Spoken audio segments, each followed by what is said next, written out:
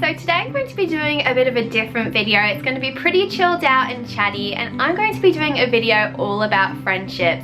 I know that I've got a bit of a range of ages of viewers who watch my videos, and hopefully this video can help all of you because I know friendship is something we can all relate to. I feel like within the 18 years that I've been alive, I've learned a fair bit about friendship. Obviously, I'm not an expert on this kind of stuff, but I have learned quite a few things which I've tried to put in practice, and I wanted to share with you guys because I really hope it helps you out. Be sure to leave any advice that you guys have as well in the comments below, because I'm sure you guys will all enjoy reading it and you can take something from it. So pretty much I've just listed a whole load of dot points and I'm going to read them through and elaborate on them, and I really hope you guys like this video. Make sure to give it a thumbs up if you like it, and let me know if you want to see more videos like this, and let's just get into it. I feel like I should start off by saying that I've actually been having a few friendship issues myself lately, and I'm a very sensitive person, so these kind of things really bother me, and I've been trying to give myself a lot of advice and try and learn new things from these experiences, I guess you could say, which is what actually made me think to do this video, because I wanted to help you guys out as well, because I know I'm not the only person who goes through these things. Everybody does,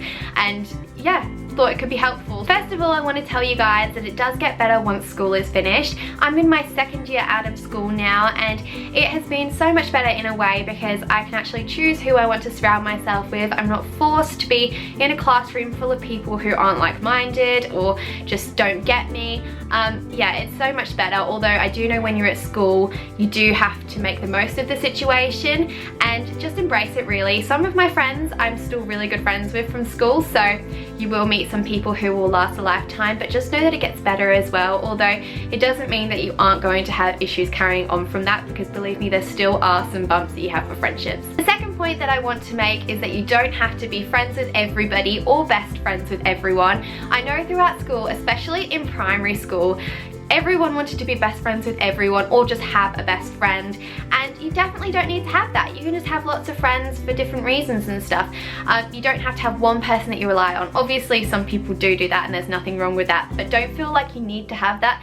I definitely would say that I didn't have one best friend throughout school. It changed all the time. Also, you change quite a lot throughout school and in life in general, so your friends are going to change as well, so you don't want to rely on one particular person necessarily. The third point that I have to share with you guys is something that my mum has always told me, and I've really tried to practice at the moment, and it's something that I find really hard to do, but it's to not have high expectations of people. It will save you a whole lot of disappointment and feeling upset if you don't have high expectations, because people aren't perfect and they're bound to do something wrong, and if you really dwell on that one thing that has upset you, it's going to be really, really hard to find a perfect friendship. I always find it really hard when people won't do things for me that I would do for them, if you know what I mean. So if they do something that really upsets me and I'm like, I would never do that to them, I can never understand why they did that thing, but then I've just got to not have really high expectations of them, because I guess we're different people, and then you feel a whole lot better about it. Obviously you're supposed to have expectations from people because you can't take anything from anyone. You can't just have people saying what if they liked you and you just brush it off. You've got to stand up for yourself. But I just mean that don't have super high expectations and expect everybody to be perfect and doing things for you that you would do for them, because it's just not possible. My fourth point is that you'll have friends for different reasons. Not everybody has to meet every criteria that you want in a friendship. You might have a friend who you love being around because they're super fun and they make you really happy, and then you might have a friend who you love being around because they are really good at listening and you go to them for advice.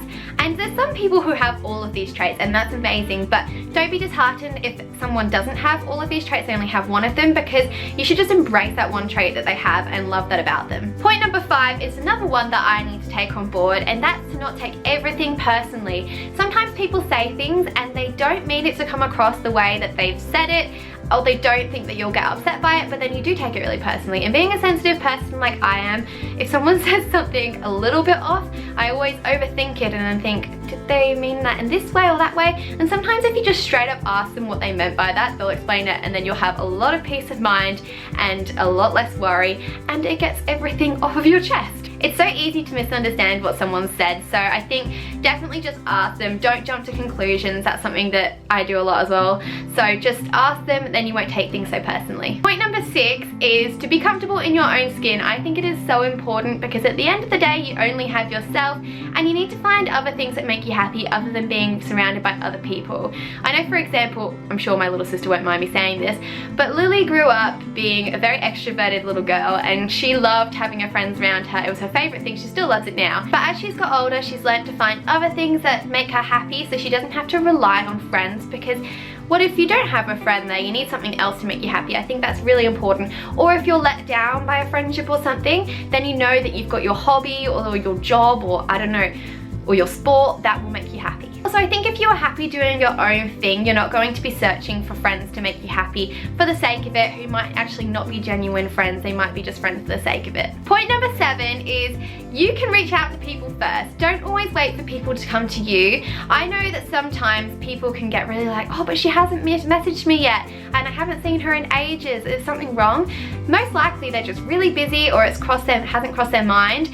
So I think if you reach out to someone first, that can make you feel a whole lot better, and more likely than not they'll reply and be like, oh yeah, I'm so sorry, I was just thinking about you earlier or something. Yeah, I think it's really important to reach out to someone first and not always expect them to come to you first. In saying that, point number 8 is that friendships have to be mutual. Like a relationship, I think you've got to put in and get out something as well. So for example, I know that there's some people who I've been friends with in the past who I can ask a billion questions to and they won't ask me any questions back. So I don't really know what I'm getting out of that friendship. Obviously they might be really fun to spend time with, but if they're not interested in me and they're just interested in talking about themselves, I don't think that's a very mutual friendship. Point number 9 is to not be down about a bad friendship. Sometimes friendships just don't work out, or you just drift away from each other because you've just changed or you've got a bit older or something, or you just, I don't know, you might have moved schools or something. But don't be down about it, because I feel like every friendship that comes into your life you learn something from. You learn that what you don't want in a person and what you do want in a person. I think everything really happens for a reason, so don't dwell on the fact that you're thinking, oh, that was a waste of time, they made me feel really bad about myself, because you definitely would have learned something from that friendship. I think this is point number 10, but this point anyway is to be the type of person that you want to have. I really believe that if you put the energy out there that you want to attract, you'll attract it. So if you want to have a friend who loves to travel and you are desperate to go traveling but you want a friend to come along with you, I don't know, be that type of person and I'm sure you will find someone who has the same interests as you as well. I think just in general, if you're being a nice person and you're really genuine, you're going to attract really nice and genuine people into your life as well. Point number 11 is very important, and I stress it to all of you guys, is to not be friends with people who bring you down. You always want to be around people who make you feel good about yourself. It's got to be mutual as well. You want to make them feel good about yourself as well, because I know I've been friends with people in the past who I hang out with and make me feel really bad about myself and put me down for things that I might be doing that are really good because they want to make themselves feel better, and that is just not good at all. It says more about them than it does about you, but you want to come away from hanging out with a person and feel really great and be like, oh, I love spending time with them, feel so good about the rest of my day, I can't wait to see them again. You don't want to come away and be like, oh, I don't feel great now, I don't know how I feel, like I feel funny about myself and everything. You want to feel good after hanging out with someone. Point number 12 is something that my mum has said to me, and it's nobody can hurt your feelings without your permission. And basically this means anyone can say something to you, but you have the choice to let it affect you or not. So I think it's really great to build a thick skin throughout life. I've had to do this, believe me, I'm very sensitive to what people have said, as I said before. But yeah, I think that's a great thing to know. You have the choice whether to let something affect you or not. Is this point number 12? I don't know how I keep getting lost with this. Point number 12 is that you don't have to see someone regularly to be a great friend. So I know a few friends who think that something's happened if I don't see them in a few weeks, and I could be just really busy, but I actually don't have any problem with them.